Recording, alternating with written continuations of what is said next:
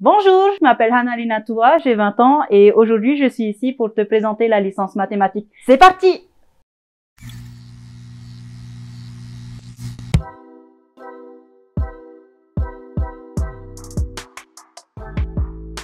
C'est une licence où tu vas fixer tes connaissances en maths, ensuite tu vas approfondir et pour finir, tu en apprendras de nouvelles. Tu pourras découvrir comme enseignement l'algèbre, l'analyse, l'arithmétique pour ne citer que les plus connus. Et bien sûr, il y a encore de l'anglais et du français.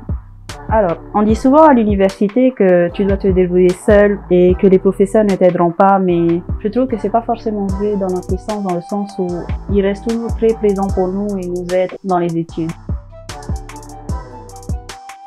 C'est vraiment très important de savoir ce que tu veux faire plus tard, dans le sens où ça va donner un sens à tes études. C'est beaucoup plus difficile quand tu sais pas qu'est-ce que tu veux faire et quand les cours s'intensifient. C'est bien du coup d'avoir vraiment un phare au loin qui va te guider vers ce que tu veux faire.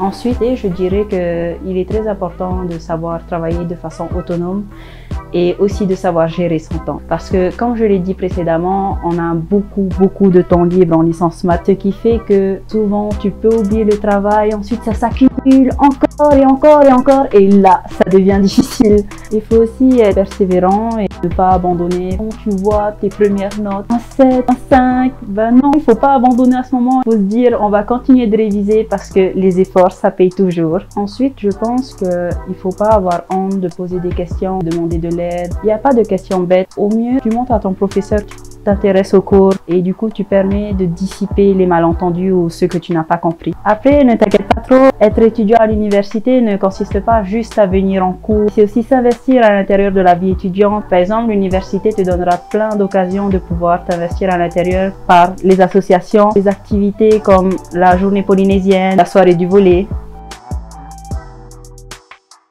La licence maths, c'est que pour les grosses têtes. Alors non, c'est pas que pour les grosses têtes. D'ailleurs, je trouve pas que j'en ai une. Plus sérieusement, je pense que notre classe, elle est assez mixte dans le sens où il y a des personnes normales, des artistes, et c'est pas que des intellos et des geeks qui restent dans le noir sur leur ordinateur ou sur leur tablette. Non, tu peux venir, même si tu es normal.